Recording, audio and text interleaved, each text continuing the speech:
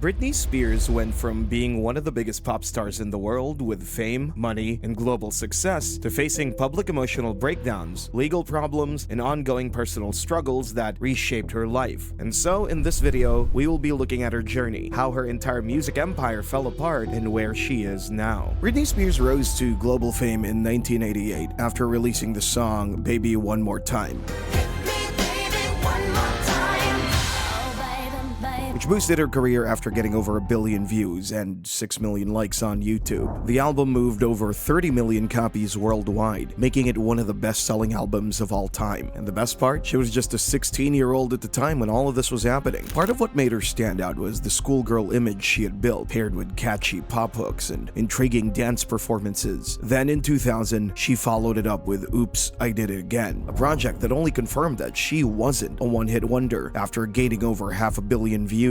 And to this day, people respond through comments like, "I'm 34 right now. She was the only girl I had a crush on from celebrities. It was when I was in school. My beauty standards were set a lot by her. And I feel sorry for 2000s babies who didn't witness this era. It was extraordinary." Which is true, because in the early 2000s, Britney was everywhere. On MTV, on magazine covers, in commercials, and selling out arenas on global tours, all while earning around $40 million in 2002 alone. But at the same time, her personal life became part of the spectacle too, especially her relationship with Justin Timberlake, which kept her constantly in the spotlight, shaping her not into just a pop star, but America's sweetheart, even though it came to an end in March 2002. And although she was still one of the biggest names on the planet in 2007, behind the scenes, things were starting to fall apart. At the time, Britney had delivered 2 babies back-to-back with husband Kevin Federline, having gotten her first son, Sean Preston, on September 14th, 2005, and her second son, Jaden James, in September 2006, just 11 months apart, leaving her body and mental health with almost no recovery time. For this reason, Britney looked exhausted. It was speculated that she suffered from postpartum depression, and if it couldn't get any worse for her, as people started labeling her as a bad mother in February 2006 when she was photographed driving with 5-month-old Sean on her lap. Then, in May 2006, she was carrying her 8-month-old son Sean while still pregnant with Jaden,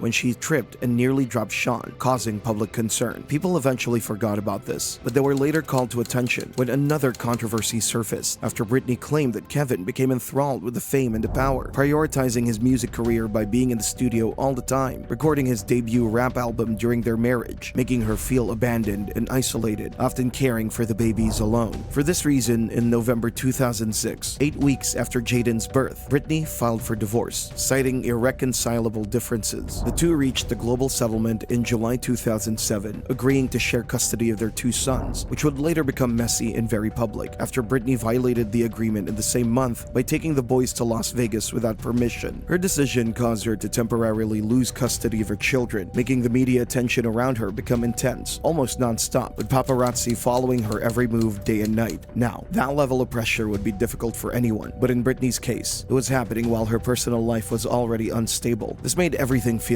amplified, especially because she was still out of her mind with grief following the death of her close aunt, Sandra Bridges Covington, who had died on January 21st, 2007 after a battle with ovarian cancer. Just a few weeks after laying her aunt to rest, in February 2007, Britney walked into a salon in Tarzana and shaved her head. Look. She's small! And while this was a private decision, paparazzi were right there, capturing every second. Within hours, those images had already gone viral, turning what might have been a personal act into a global headline. But what most people ignore was that Britney had just left rehab just a day before she shaved her head. Turns out, she checked into Eric Clapton's Crossroads facility in Antigua, but reportedly refused to stay, and checked out a day later, after her friends and family staged an intervention, concerned about her excessive partying and drinking and mental state. At the time, people didn't fully understand what she was going through, and instead of being treated as someone in distress trying to grieve and shed off the image an industry had forced on her since she was a teenager, she became a meme and a laughingstock. We will turn now to a story that is burning up the internet. It's burning up the water cooler talk. It's just burning this morning. Yes. Britney Spears. She's bald. But things didn't stop there, because just days later, Britney got fed up with the paparazzi at a gas station, which triggered her and made her attack their car with an umbrella. No, guys, please, guys, don't do this. No, oh, Fuck you! Fuck yourself! 2? This? Yeah. going as far as injuring one of them. Yeah, that's where she got you an umbrella. Now, to some people, that moment looked chaotic, but to others, it showed just how overwhelmed she had become, because instead of stepping back, the camera stayed on her, and the pressure never really eased. And as all of this was happening, her mental health was clearly deteriorating, because over the course of that year, Britney was placed under psychiatric hold again, which only made things worse for her situation. Nevertheless, even with everything going on, people still expected her to perform, to show up, and to continue being the same pop star people were used to seeing. But then came one of the most talked about moments of her career, because in September 2007, Britney opened the MTV Video Music Awards with a performance of Gimme More, and from the moment she stepped on stage, something felt off. Her movements seemed slower, less precise, and at times she looked disengaged, almost like she wasn't fully present, which was a sharp contrast to the high-energy, polished performances that people had come to expect from her. While to Britney, this was supposed to be the moment she could show that she still got it, given the drama that had followed her around like a cloud. The media turned it into a public execution, calling her a mess, and even questioning whether her career was already over, given her poor performance that night. The performance was widely mocked online, with people suggesting the song to be renamed as Gimme Less, and even going as far as wishing RIP to her career. To make matters worse, media outlets tore it apart, linking her poor performance to things like, this performance was particularly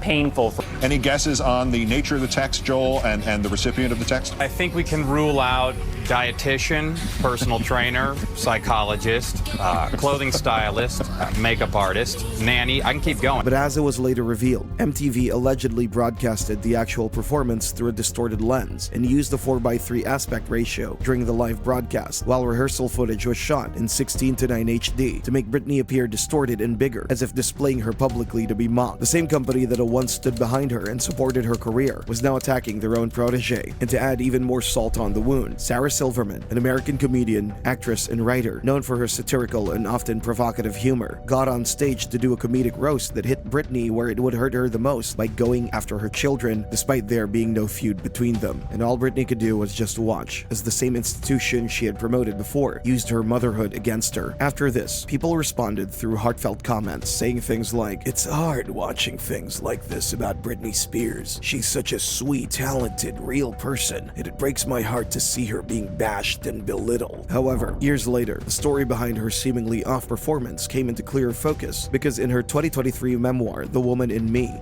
Britney explained that she had experienced a panic attack right before going on stage. And on top of that, she felt unsupported by her team because they pressured her to get out of there and show the world that she was fine, even though she felt like she was not fine, which left her trying to push through a major moment without the kind of help she actually needed. Now, hearing that changed how people judged the performance, because instead of just seeing someone struggling on stage, they now understood how much pressure she was under at the time and how little support she felt she had. But back in 2007, that context wasn't part of the conversation, as all people saw were the headlines, the clips, and the moments that painted a picture of someone spiraling in public, and that image stuck. And that's what made 2007 such a turning point, because before that, Britney was seen as almost untouchable, someone who could do no wrong in the public eye. But after that year, the narrative shifted completely, and beyond the pop star, she became a symbol of a public breakdown, someone whose personal struggles were playing out in front of millions of people with very little privacy and even less understanding. That humiliation ritual set the stage for what would come next, changing how decisions were made around Britney's life, her career, and her control over both for the next decade. Because on January 3rd, 2008, after a 3-hour standoff caused by Britney when she refused to relinquish custody of her sons to her ex-husband Kevin, the police got involved, and after they observed that she appeared to be under the influence of an unknown substance, she was placed under a 72-hour involuntary psychiatric hold at Cedars-Sinai Medical Center under what is known as a 5150 hold, a California state law under which an individual who's considered by medical professional to be a danger to herself or others can be involuntarily taken to a mental institution by her family or even friends. So just like that, Britney was taken away from her home and her children. TMZ.com is reporting that Britney was taken out of her home on a gurney by paramedics,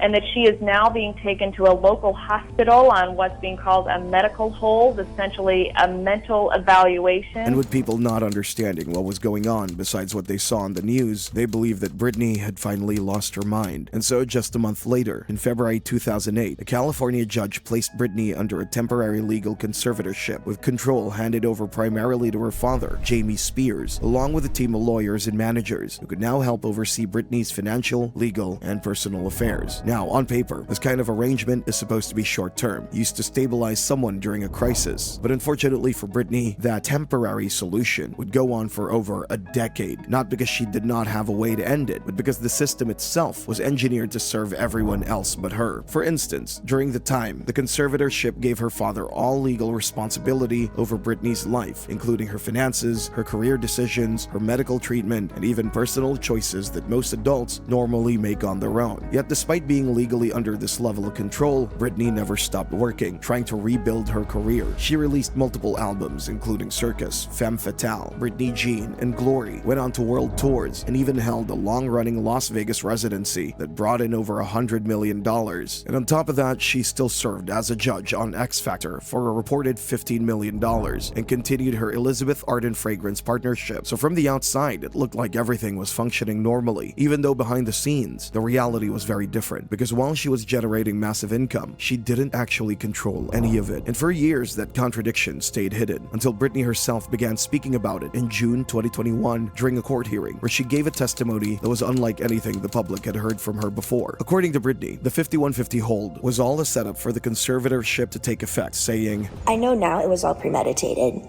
A woman introduced the idea to my dad, and my mom actually helped him follow through and made it all happen.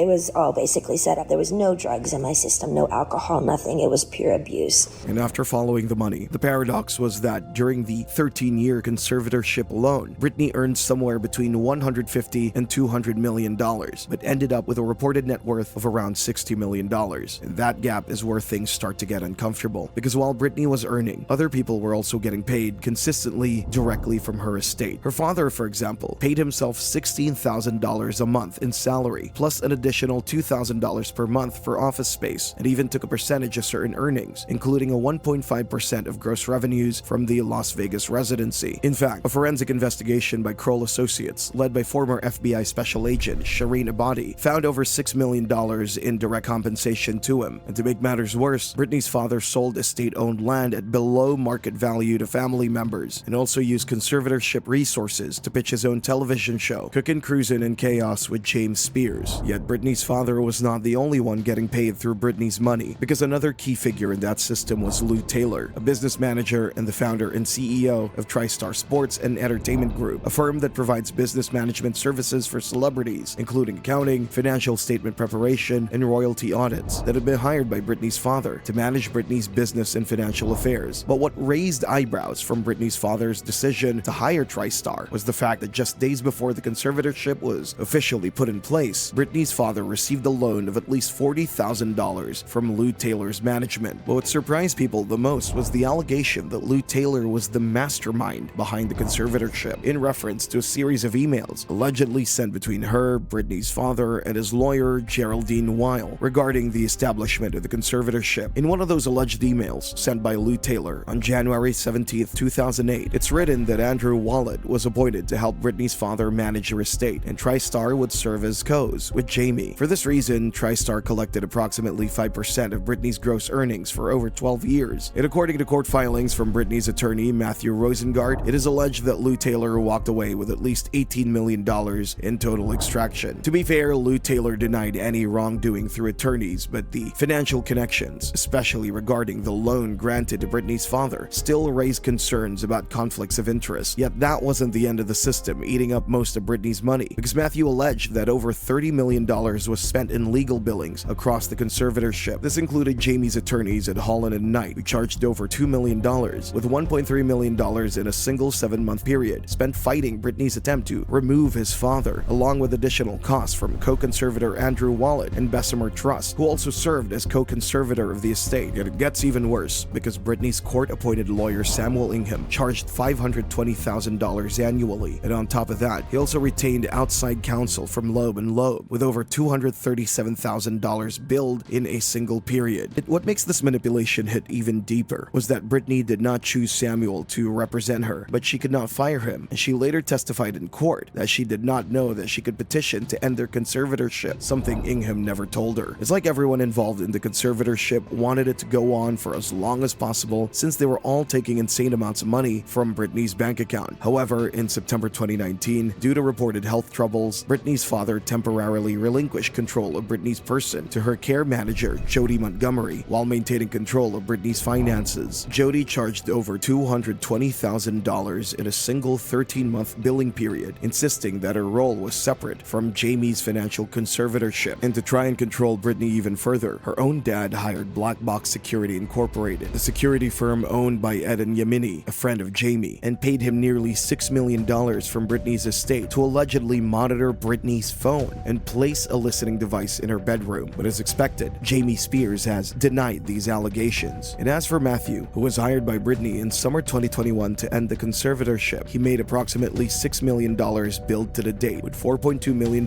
coming after the conservatorship was terminated. The system was so expensive for Britney that the known professional fees from Britney's conservatorship money trail was over $90 million. And this does not include federal and state taxes, standard living expenses, child support payments to Kevin, agent and publicist commissions, touring and production costs, and miscellaneous estate expenses. But despite all that money moving around, Britney herself received a weekly allowance of approximately $2,000, roughly $8,000 per month. In 2019 alone, despite making millions, Britney's total living expenses were reported at $438,360 for the year, while her court-appointed attorney's salary at the same year was $520,000. The person creating all the wealth had less access to it than the people managing it, and that's where public perception started to shift, because what once looked like protection started to look like control. The same people paid to protect Britney's money were the primary reason she had so little of it. And seeing this, Britney's fans saw it as a complete abuse of power for her father's case and a violation of Britney's human rights. Enough is enough. This woman needs to have her own autonomy. #free Britney. Finally, someone speaking out. This poor woman needs to be saved from her horrible, unethical team. For this reason, her fans protested with the Free Britney movement, something that gained massive traction in 2019 after a podcast called Britney's Gram aired an anonymous tip claiming Britney was being held in that contract against her will.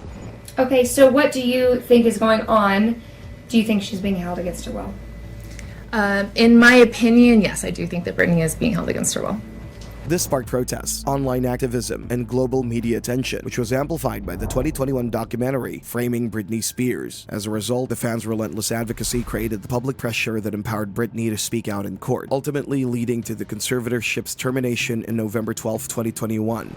Tonight, after almost 14 years, superstar Britney Spears is finally free. The judge declaring the conservatorship of her person and estate are no longer required, effective today. Spears was not present for the hearing, but posted on Instagram, "Best day ever." Finally! So happy for her. Her family is too toxic.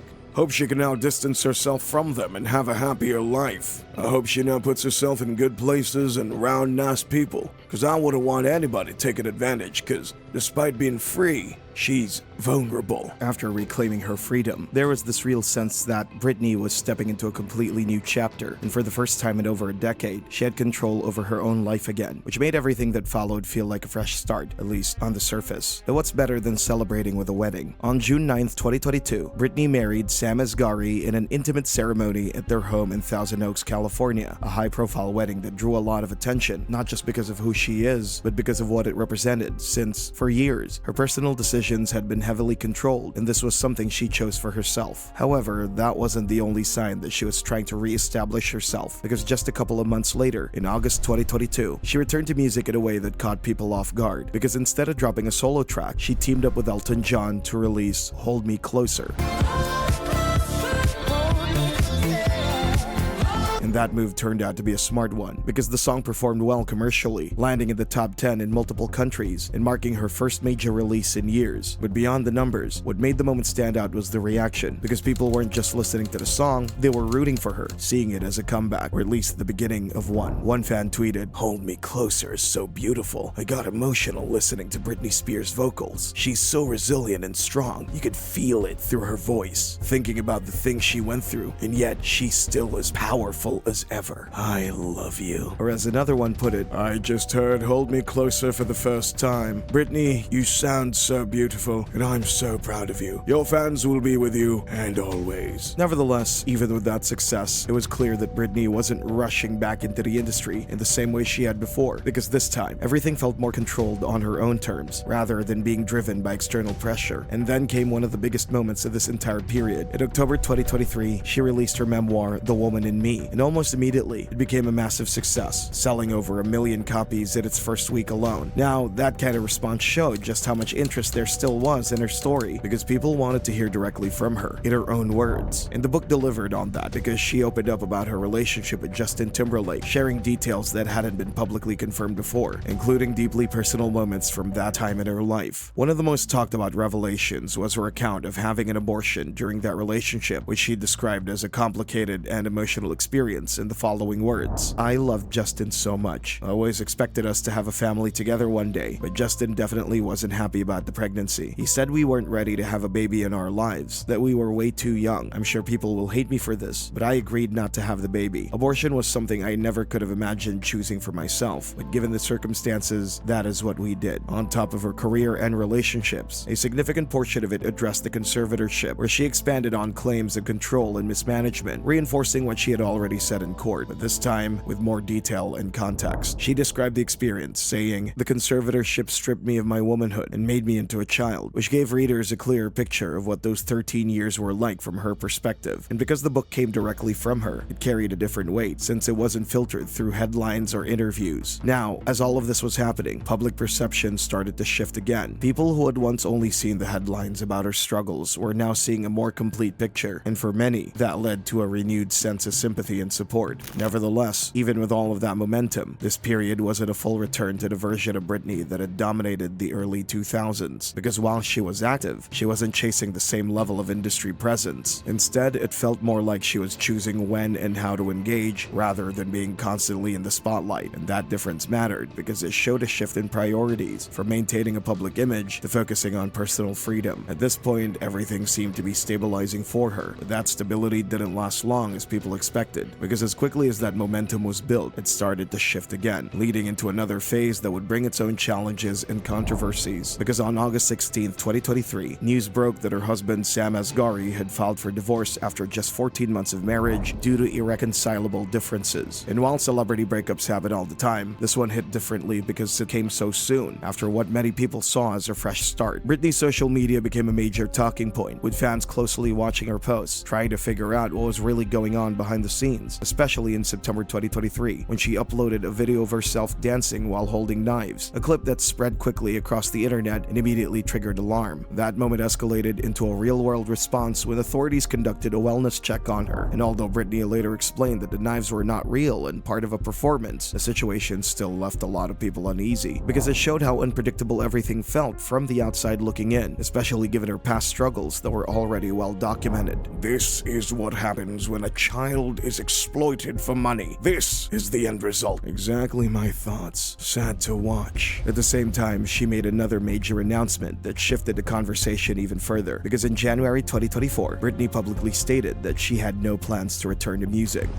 In case you missed it, Britney Spears is trending right now after saying she will never return to the music industry. For fans who had been waiting for a full comeback after the success of Hold Me Closer, that decision felt like the door quietly closing on a major chapter of her career, even if she didn't frame it that way directly. Nevertheless, behind the scenes, there were also legal developments happening that didn't get as much attention but still mattered, because she reached settlements with both her father Jamie Spears and her ex-husband Kevin, where they agreed on joint custody of their children. And while that might seem like a positive step on paper, it also meant that a lot of questions were left unanswered, especially for people who had followed the conservatorship story closely. But then things took another turn on October 21st, 2025, when Kevin released his memoir titled You Thought You Knew, and in it, he made a series of claims about Britney's behavior over the years, including allegations of drug use and erratic behavior. This immediately reignited public debate, because now the narrative wasn't just coming from tabloids or anonymous sources, it was coming from someone who had been directly involved in her life. So,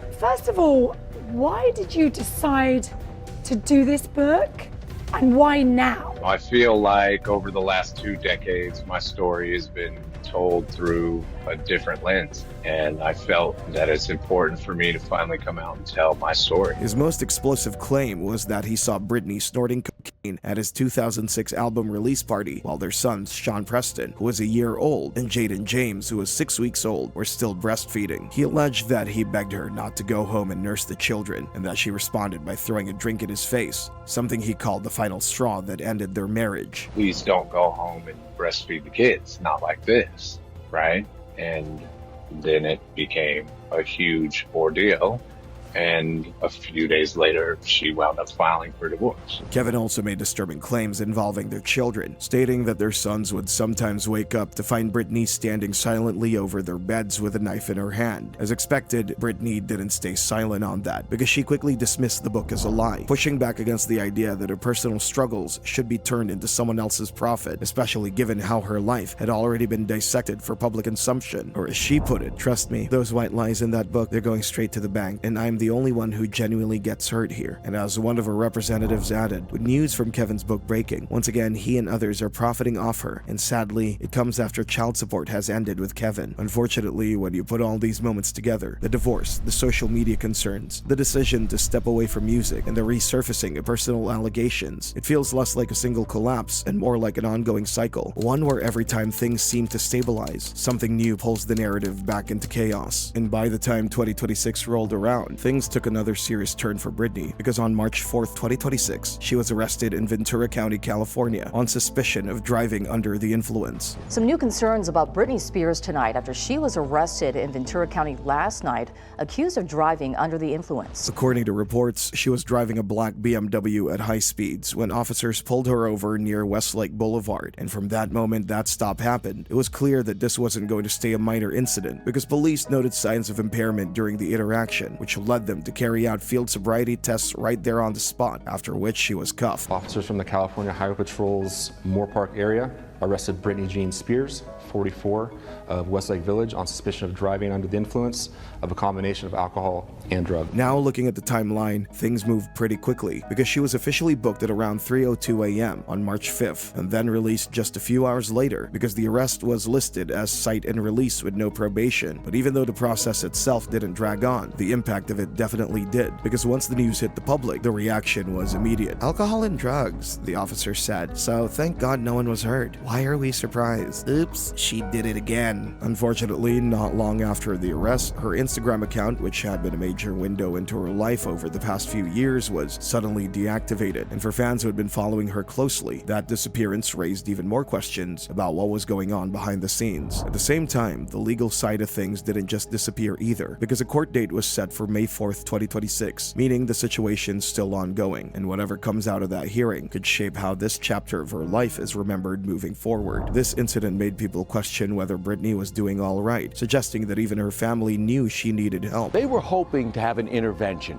They knew there was some kind of problem, whether it was alcohol or substance. They knew there was a problem, and they were hoping that she would fix that problem. Well, now, thank goodness, before someone got hurt, and even worse, someone got killed, she will probably get the help she needs. And beyond that, some referred to the arrest as a wake-up call, framing it less as an isolated mistake and more as a moment that could potentially push her to make some changes. Whether or not she'll come out of this one as innocent is up for discussion, but to some people, these are just the effects of decades of being abused by those closest to her. They tore her down like a pack of rabid wolves. It was so sad. She was so normal in the early days. Sharp, witty, feminist, compassionate. They used her like a tool, not a person. The postpartum was the last levee to break. Losing her kids didn't help. I don't blame her for cracking. Maybe she fully cracked, because looking at where Britney is now, compared to the global superstar she once was, the shift is impossible to ignore. Because despite moments of fame and fortune, the cycle of controversy, concern, and instability continues to overshadow everything she rebuilt, leaving her story feeling unresolved even today.